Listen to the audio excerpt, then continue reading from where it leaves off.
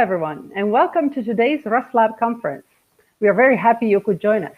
RustLab is a series of events dedicated to Rust, a young programming language showing lots of potential. RustLab is organized by Develer, a company that develops hardware and software with industrial application, with great focus on emerging and open source technologies. At Develer, we strongly believe in supporting training and collaboration, and because of this, we regularly organize technology events like conferences, workshops, courses, webinars dedicated to state-of-the-art technologies such as Rust. And here I see that today's speaker has already joined us, so we want to welcome her. She is Nell Shamrell-Harrington, Principal Software Engineer at Microsoft and the Open Source Programs Office. So hello, Nell. How are you today? Hello, I'm doing great. It is sunny here in Seattle, Washington in the United States, which is a very unusual occurrence, but bodes well for this talk and this webinar. Okay, this is wonderful. I just have a few announcements before today's talk. Just technical announcements. If you guys experience problems with your connection or the streaming stops for any reason, remember that the thing to do is to go back to the email, to the confirmation email that you have received about this event and click on the join button, and you will be back into the live room. At the end of the talk, we will have a Q&A session with Nell. And we have a dedicated QA chat for this, a chat that is special for just the Q&A part. It's different from the chat that you have during the talk. So we would kindly ask you to wait with your questions and to write them in this special Q&A chat when it will be open at the end of the talk. And finally, we invite you to join our Discord channel and to network and share ideas. You can click on the link above us and you can join us there. So today, the talk today is about the Rust borrow checker and how to use its guidance to write safer and more powerful code. So enjoy the talk, which will be short and sweet today, but I'm sure it's packed of very useful information for you guys. So enjoy the talk, and we will be back with Nell at the end of the talk for the Q&A. Hello, everyone around the world. Thank you so much for having me here today. When I work with someone who is just learning Rust, they sometimes question whether the Rust borrow checker is their friend or their foe. If you take a look at the Rust subreddit, it's common to see posts with headlines like this. Newbie question regarding the borrow checker. Help fighting the borrow checker. And does it ever get easier fighting with the borrow checker? However, as you watch people get more experience in Rust, they tend to come around to the borrow checker and realize what it protects them from doing. So in answer to the question, is the borrow checker a friend or a foe? I say, the borrow checker will become your friend through experience. And along with gaining experience with it, it's also very helpful to understand how it works and why it does the things it does. We're going to dive deep into that, but before we do, let's briefly cover who I am. I'm Nell Shamrell-Harrington. I'm a principal software engineer at Microsoft. I was formerly at Mozilla on the Rust team. I am also one of the directors on the board of the Rust Foundation. I am also the lead editor of This Week in Rust. If you're not subscribed, I hope you do. It'll help you keep up to date with all the fantastic things the Rust community is doing. And if you want to get in touch with me, Twitter honestly is the best way, so just tweet at me at @NellShamrell. And to set expectations, we will first do a bit of background on the Rust compiler in order to put the borrow checker in context. Then we will do a deep dive on the borrow checker. And let's go ahead and start with an overview of the Rust compiler. And let's take a look at a code example. This Rust function declares a vector composed of the integers 1, 2, 3, 4, and 5. And after it declares this vector, it then uses a for loop to iterate through each integer in the vector and print it out on a new line. If we were to run this with cargo run, let's go ahead and run it. As expected, we would see the numbers 1 through 5 printed out on the screen. This seems pretty simple, Cargo builds and runs this piece of code for us. But there is a lot that happens underneath the surface in the compiler when Cargo is building it. There are 5 general stages to compiling a piece of code. It starts with lexical analysis of the code, then parsing of the code, followed by semantic analysis. This is where the borrow checker comes in, optimization of the code, and finally code generation, where the compiler creates the executable binary of our code. When we look at the stages laid out in a list like this, it might seem like they will run linearly. And in some compilers, they do. However, if you've delved at all into the Rust compiler internals, you might be thinking, wait a minute, isn't the Rust compiler at least partially query-based rather than linear-based? And the answer to this question is yes, but that is out of the scope of this particular talk. For the sake of clarity, I'll speak to the internals of the compiler as if they were functioning linearly. However, if you want to delve more into how the Rust compiler is query-based and what that means, check out the guide to Rust C development for more information. This guide has been a big help to me as I've learned how to hack on the Rust compiler. Going back to the stages of compilation, let's start with this first one here, lexical analysis. During lexical analysis, a program within the compiler called a lexer takes the raw Rust source code, called a lexeme, and analyzes it, and then splits the code into tokens to make it easier for the compiler to parse. And that brings us to the next stage of compilation, called parsing. In this stage, a program within the compiler called a parser analyzes the tokens generated by the lexer, and then translates them into an abstract syntax tree, or AST. Having the tokens in this data structure makes it much quicker and easier for the compiler to do the rest of its work.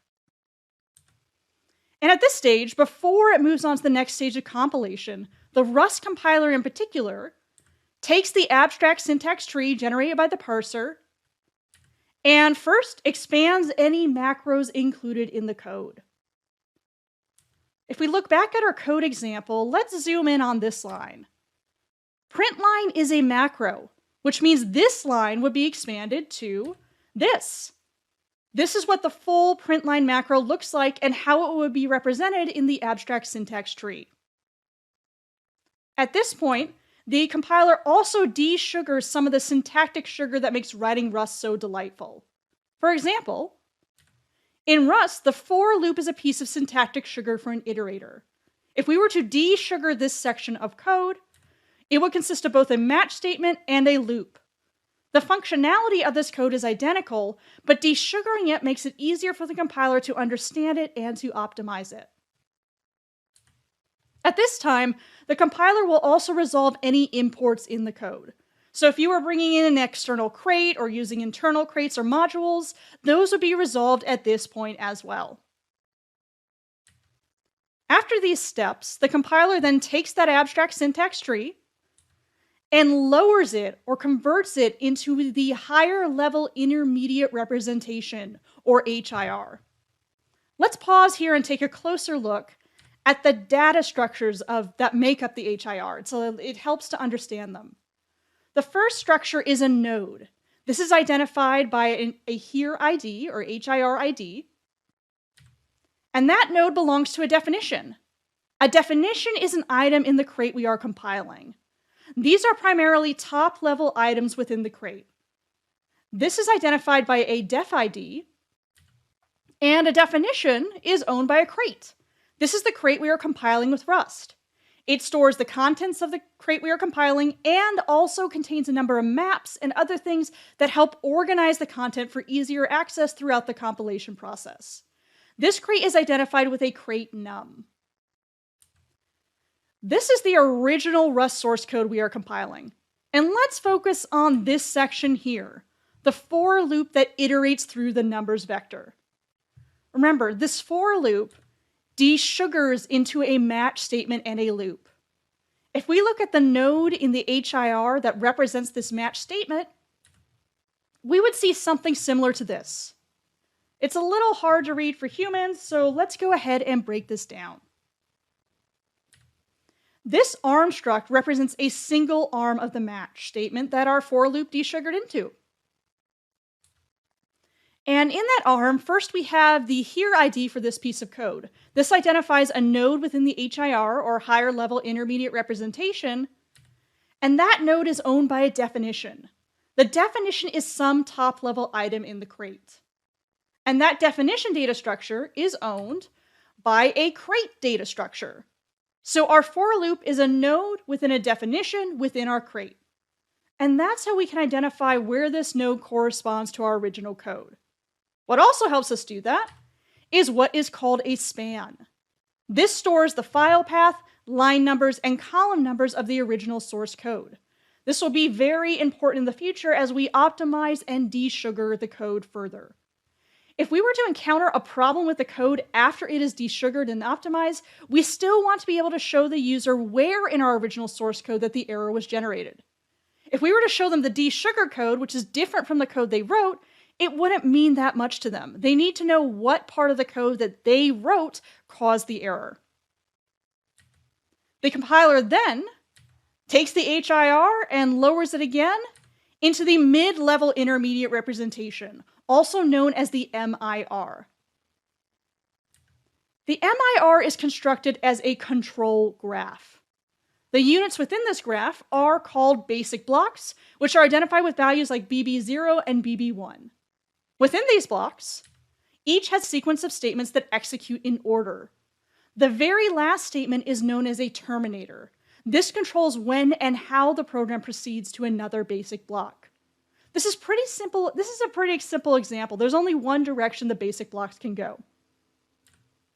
But if our code had an if-else statement, then the terminator of BB0 would have the option to either proceed to BB1 or to BB2. In this case, there is more than one path that the program can take when it encounters the terminator in BB0. There are definitely more data structures involved in the MIR. If you're curious, definitely check out the guide to Rust-C development. Again, it's a fantastic resource. I cannot recommend it enough. Let's go back to our desugared code. And let's zoom in on this match statement, which is assigned to a variable called result. If we looked at the MIR, the mid-level intermediate representation for this piece of code, it would look similar to this. And I have simplified this for the sake of appearing on a slide. Up here in the top left, we have our basic block identified as BB2. And then we have what is called a local. A local in the MIR represents a place in memory, or more specifically, a place on the stack frame. In this case, _5 corresponds to the value of the variable result. And like in the nodes in the HIR, we have a span, the piece of the original Rust source code that each node in the MIR corresponds to. Again, if we encounter an error when we're operating within the MIR, we can still easily refer the user to what lines in the original source code were the source of the error. And that brings us to the third stage, and this is big in the Rust compiler, semantic analysis. This is where the compiler tries to figure out what the programmer is trying to do in a way the compiler can understand, and then it translates it into machine code. And at this point, after it's lowered the HIR into the MIR, the compiler will run several checks, including the borrow checker. And we'll come back and dive deep into the borrow checker in just a few moments. But for now, let's focus on these last two stages of compilation, optimization and code generation. These stages are where the code is transformed into an executable binary. And the Rust compiler will use LLVM to do this for us. LLVM is a commonly used collection of modular and reusable compiler and toolchain technologies. The Rust compiler uses it to further optimize the code and generate the machine code to run it.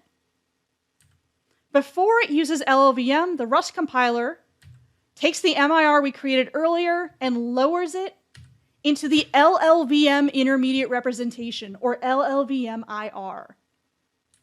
And the LLVM-IR is pretty unreadable to humans, but it looks something like this. And as you can see, it's still organized into basic blocks, like the MIR. We then use LLVM and pass it the LLVM-IR, and then it runs more optimizations on it and emits machine code. It then links the machine code files together to produce the final binary. And that's why when we call cargo run, we see these numbers printed out. So yay, that gives you a bit of an idea of how the compiler works to take your Rust source code and make it something a computer can execute. At this point, I do want to go back and take a deeper look at the borrow checker. In order to do that, let's use a different piece of code this time. If you're reading this code, looking at it, and thinking this will error out, you are right. We'll see how and why that happens in just a moment. First, let's go through this code line by line. We declare the variable x and give it the type of string. And then we set the value of x to the string hi RustLab. Then we say that the variable y's value is equal to the value of x, and then we attempt to print both variables. When we try to build this piece of code with cargo build, we get an error, and this error is a result of the borrow checker. Let's go through how the borrow checker identified this error. The borrow checker does several things, including tracking initializations and moves. How this plays out in our code is when we start with this first line where we declare the variable x with a type of string, x is not actually initialized yet. It won't be considered initialized until it is assigned a value. If we look at the MIR for this line of code, we see that x is represented by the local _1, and local _1 is assigned the type of string. Now let's look at this line of code where we create and assign the hi RustLab string. Now that x has a value, it is considered initialized at this point. We create a new place in memory, local _2, where we store the hi RustLab string. Then we move the value stored at _2 to _1. Remember, _1 corresponds to the x variable. So we have created the string in memory and moved it to be the value of x. Now let's look at this line, where we attempt to create the variable y and assign it the value of x. This line is where the value of x is moved to y. And if we look at the MIR created for this line of code, we see that y is assigned to the local _3. Remember, a local represents a place in memory in the MIR. And _3 is given the type string. And then the value at _1, remember that represents x, is moved to the value of _3, which represents y. This means when we get to here, where we try to print x, x is not initialized at this line, so we cannot print it. And that's what generates this particular error. We're attempting to use a value of a variable after it has been moved. Something I'd like to specifically call out is how the compiler shows where the error was generated from in the original source code. It uses that span we talked about earlier. Even though we had lowered this code to the MIR, or mid-level intermediate representation, we still tracked what items in the MIR corresponded to what places in the original Rust code. This is very helpful to the end user. What is also helpful is this. The Rust compiler not only tells you what the error is and where it is, it gives you a command to get even more information about the error so you can fix it. If we run this command, we see not only an explanation of the error, but also a piece of example code that would generate it. Then the message gives you even more information about how to fix it. This suggests using a reference to borrow a value rather than attempting to move the value, which we saw done in the MIR representation of our code. Let's run this code using cargo run, and once the compiler builds the code and executes it, we see the message hi RustLab printed out twice. Rather than fighting the borrow checker, we used it to make our code even better. And along with tracking initializations and moves, the borrow checker also deals with lifetime inference. Let's go over what this means. Rust uses the word lifetime in two distinct ways. The first is to refer to the lifetime of a value. That's the span of time before the value gets freed. Another word for referring to the lifetime of a value is referring to the variable scope. Let's see how this plays out in our code. And let's start with this first line where we assign the value of x to this string, or we assign the value of x as this string. At this point, x is live, its lifetime begins here. However, when we get to here and we went back to the original code where we moved the value of x into y, this is the end of x's lifetime. And then when we get down here and try to use it again, x is dead. Its lifetime is no longer in effect, which is why this program will error. The other way Rust uses the term lifetime is to refer to the lifetime of a reference to a value. This is the span of code in which the reference can be used. Let's look at our corrected code, where we assigned the value of y to be a reference to the value of x.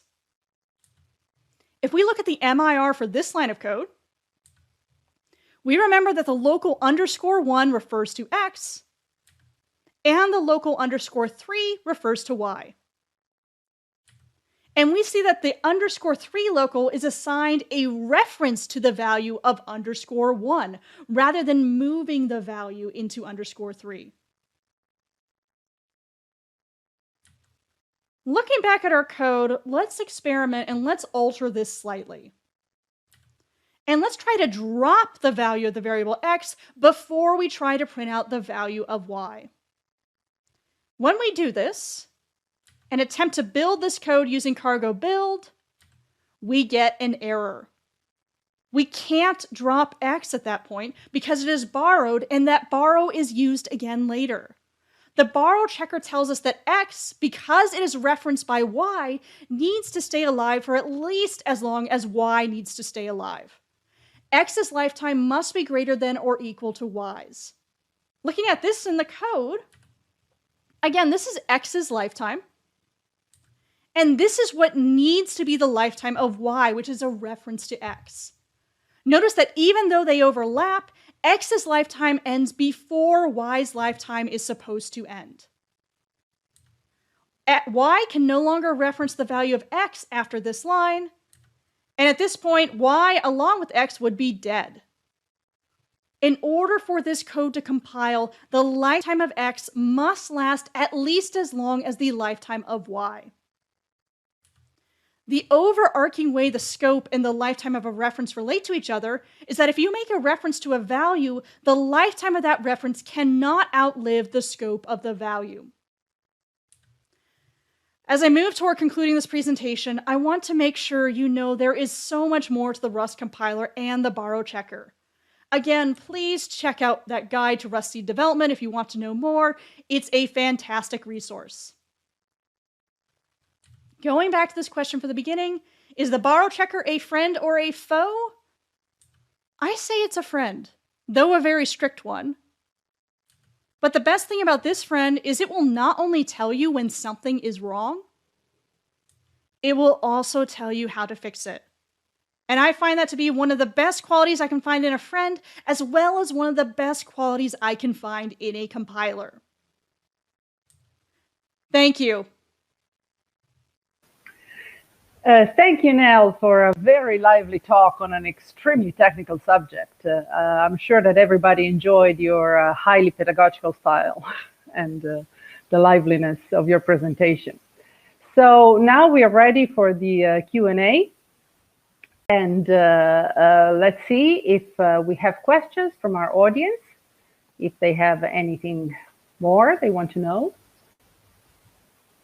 I'm glad people are enjoying This Week in Rust. I noticed that in the chatter during the chat. That makes the work really, really worth it. There you go. I'm sure. I mean, it's very popular. It's a subject that really people enjoy.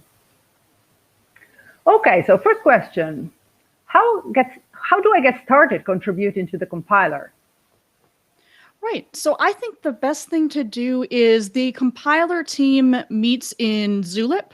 There's links to their Zulip channel, I believe, on the Rust language website. If you're not able to find them, just ping me on Twitter or something, and I'm happy to connect you to it. And what I did was I went to them and I said, I'd like to get started contributing to the compiler. I'm completely overwhelmed, though, with all the different aspects of it. I've contributed to the compiler, and I still feel overwhelmed by a lot of the aspects of the compiler. So I asked, what are some good issues I could get started on that someone might be willing to mentor me on? And they pointed me toward a few of them, which really, really helped.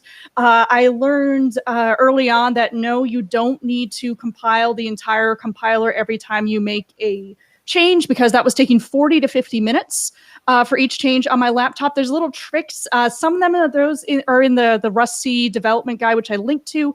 And then others, it helps to have someone pair with you, at least through your the first parts of your contribution, to learn little things about what it's useful to do and what it's not to. So I'd say definitely reach out to the compiler team. They're very, very friendly. Okay, that's good to know. That the community is friendly and welcomes new contributors. Another question: what do you think about the current attempt to leverage GCC to compile Rust code? I think it's awesome. I have limited experience with GCC, but I've liked it when I've used it. I think if it allows faster compiler times, that's something with the Rust community surveys we hear every year is people love Rust, but the compile times take a long time. So if it can enable faster compile times sometimes or all the time for people, I heartily support it. And I think the more people who understand how the compiler works and how it can be changed, the better. All right. Do we have any other questions?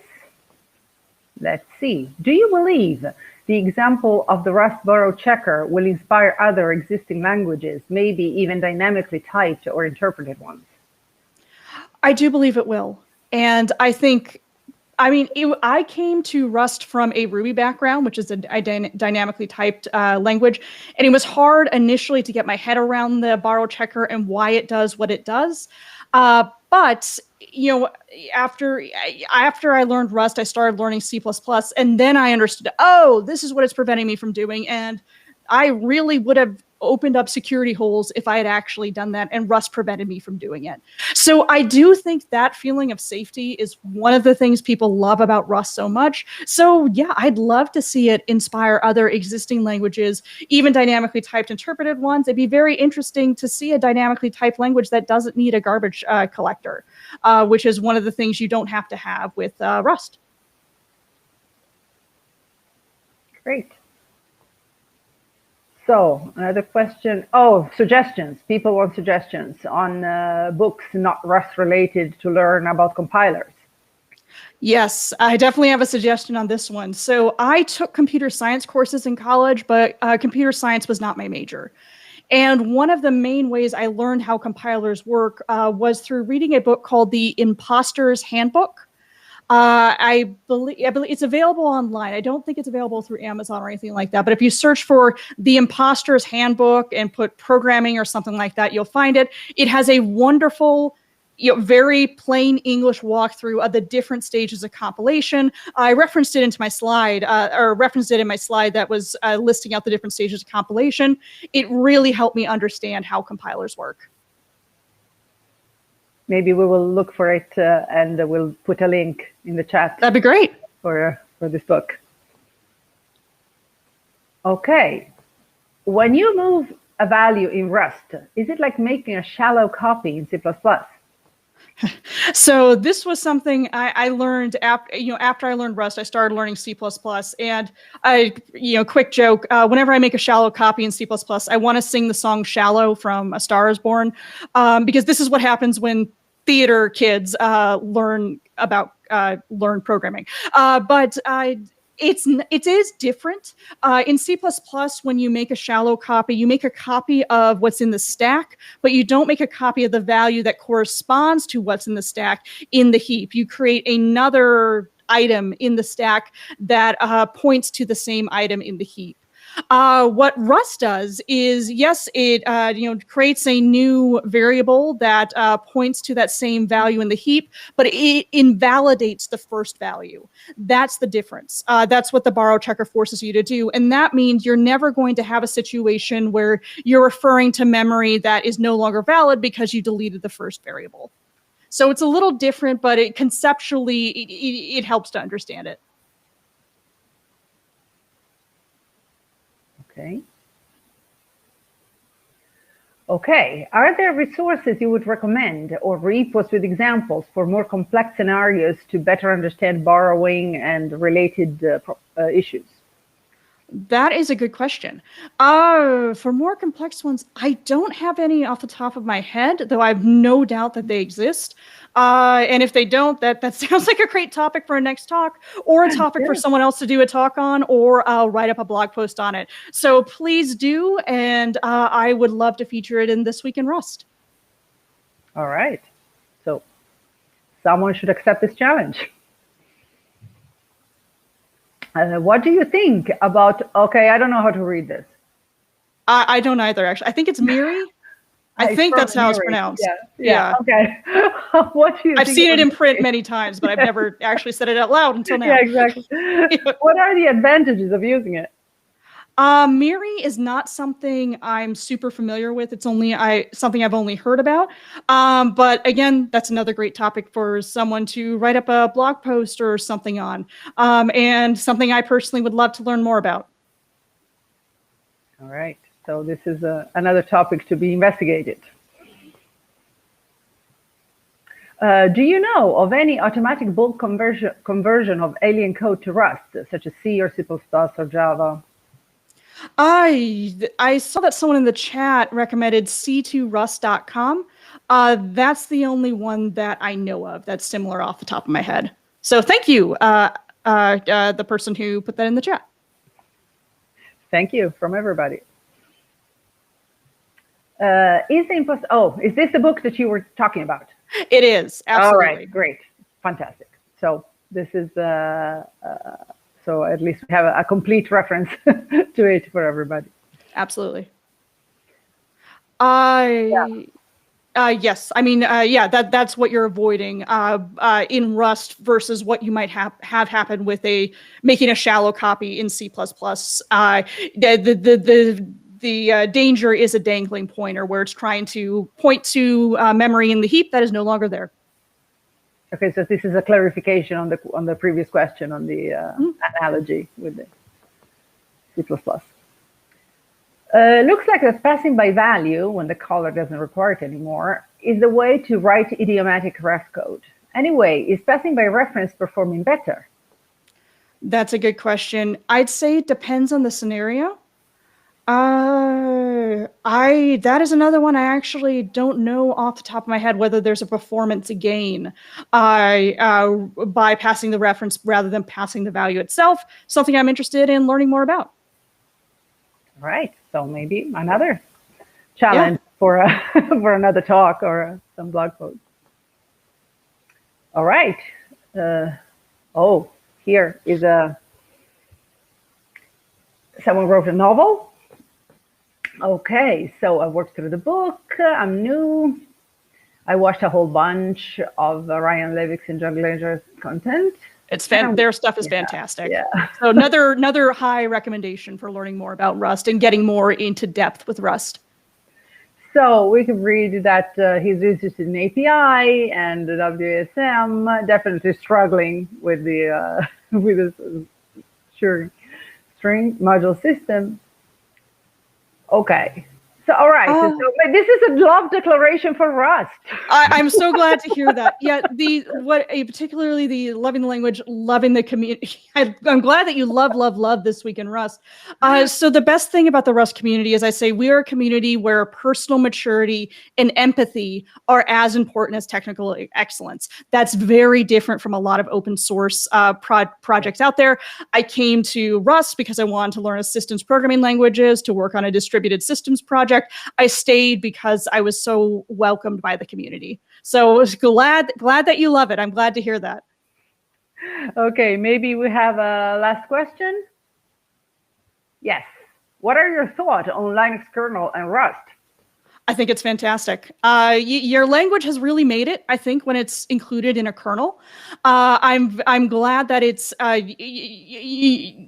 Linux kernel developers have this interest in including it, and it shows that even stuff that's historically been written in C, C++, Rust is seen as a viable language for extensions. I don't see them rewriting the entire Linux kernel in Rust. Just like Microsoft is very interested in Rust, is writing a lot of things in Rust, I don't see them rewriting the entirety of Windows, which is hundreds of millions of lines of code in Rust. But it shows that people are seeing the value of writing new things in Rust, or translating certain components where it makes sense to translate it from C, C++, and Rust. So yeah, I'm delighted at the prospect of Rust being included in the Linux kernel. Beautiful. So it looks like we have another question, maybe. Any thoughts on Rust and Zig collaboration? I don't actually know what Zig is. So no, but I'm curious now. Yeah. All right. So somebody will have to write something or give a talk on this. Absolutely. Yep. I'm not the only one who can talk about Rust. We need, particularly with This Week in Rust, even if you feel like you're learning a concept and you feel like it's basic what you learned about it, still write it up, please, and submit it as an article This Week in Rust. We have people of all different Rust levels reading it. I learn something from it every single week through editing or being the lead editor on it. Please write it up and submit it to This Week in Rust. Oh, it's a new language. Yeah. Okay, cool. Please, someone write that up. Wonderful. Okay, so for any other questions that you might have and you didn't get a chance to ask, you can join our Discord channel, where Nell can answer the other questions that we have the link above. And other than that, you can see the recording of this video in our YouTube channel. And we thank you very much for participating to today's talk. We thank Nell for a very interesting and entertaining talk. You're very welcome. And we will see you at the next conference. All right. Take care, everyone. Bye-bye.